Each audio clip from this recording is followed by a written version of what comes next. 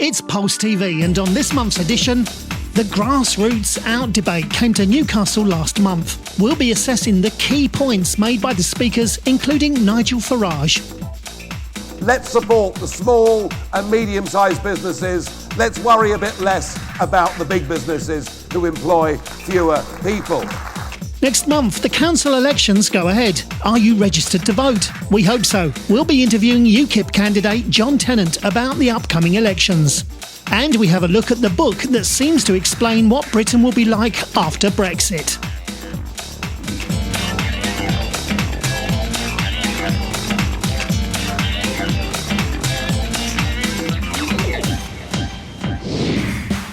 The grassroots debate came to Newcastle last month, bringing top names in politics, such as Conservative MP Peter Bone and UKIP MEP Nigel Farage. The public came in their hundreds and filled the Tyne Theatre to hear for themselves the reasons why Britain should leave the European Union. If you want Britain to do all that it can to insulate itself from Islamic terrorism, the only sensible and safe thing to do is to vote to leave the European Union and to take back control of our borders. With Nigel Farage telling it like it is, you might say it was a successful night for the Out campaign, with hundreds applauding Nigel on his speech. That same day, David Cameron accused the Out campaign of job losses being a price worth paying. Because if there's one thing lacking in all that they've said so far, it is specifics, particularly about this issue. What trade relationship would Britain have with Europe? What deals would we sign with the rest of the world? But Nigel hit back at the Prime Minister in a BBC interview later that same day. I don't want the Prime Minister speaking for me or for the Brexit camp. We believe there'll be more jobs by leaving the European Union, by deregulating and by opening ourselves up to the rest of the world.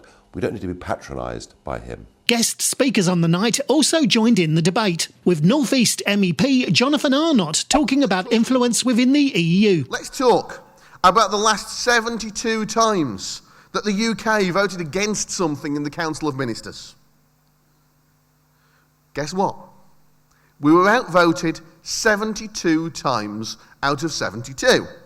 To put it into a little bit of context, that's worse than Newcastle this season.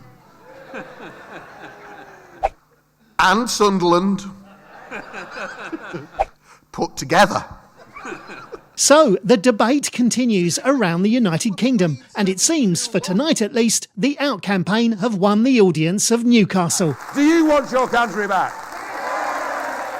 Well then say it with me. Say it with me.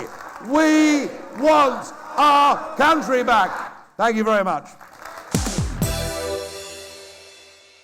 Do you have a passion for politics? Then you may be what we're looking for. Pulse TV are looking for volunteers to provide us valuable and informative content.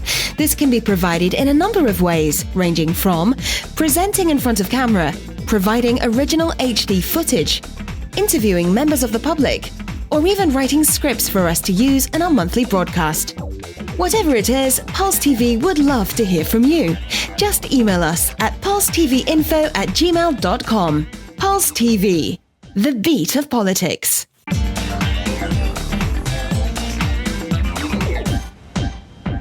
With the EU referendum, it's easy to forget that the council elections are also due next month, and it's important you vote. In the northeast of England, UKIP regional organiser Gordon Parkin spoke to Pulse TV about those all-important council elections. We do have local elections in the northeast, most of them a little bit north of the border, is Sunderland, Gateshead, Newcastle, and we're looking to make big inroads with many people elected as councillors. So, which area in particular do you think UKIP can gain? In a breakthrough, we hope to make a big breakthrough in Hartlepool. With the work that's gone on, there's a very good possibility we could actually become a major party in Hartlepool. With that said, we caught up with a candidate for Hartlepool as he looks to gain strong support for the UK Independence Party. Well, UKIP's chances are incredibly good because last year we came second in the general election and we came second in every single ward in which we stood. So we are the main opposition, and our main campaign policies are that we want to bring back the A&E department because it's very important that local services are brought back for local people. And also we don't want any more council tax increases. There's 62 million in cash reserves, and I think it's about time we put that to use, especially in difficult times, rather than taxing people more. So why do you think UKIP are popular in Hartlepool? Well, UKIP's popular in Hartlepool because it is a forgotten town. It's a town that's lost a lot of industry and a lot of culture's disappeared as well, and they're screaming for a party that wants to make Britain great again, and UKIP is that party. We wish John the very best of luck as he continues his campaign in the streets of Hartlepool.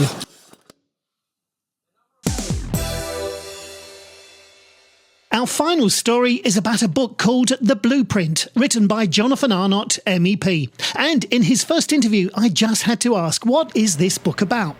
The book's all about looking into the future, looking at what could happen, how Britain could be better if we leave the EU. So kind of a lot of that is just my own thinking, putting it together with how everything's going in the country at the moment and what could we do to make it better if we weren't in the EU. And I kind of tried to work out how that's actually going to happen. So why did you decide to write this book?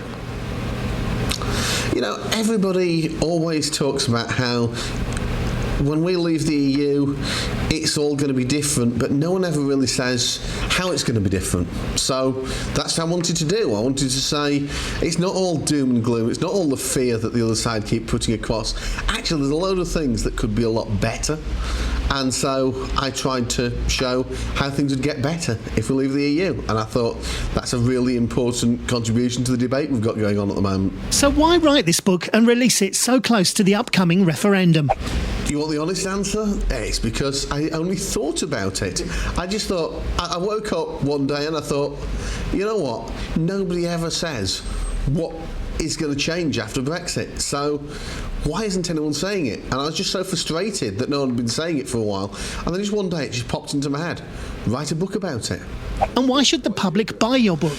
I think this book should be a fascinating read. It's about what the future's going to be like, how we can make the future great after leaving the European Union. But at the same time, it's also a story. It's a work of fiction. It's something that's interesting to read. So although everything's based on facts and figures and things that we actually know will be different, it's the story of what happens over the next few years. And I always think that people like reading something about what's going to happen next.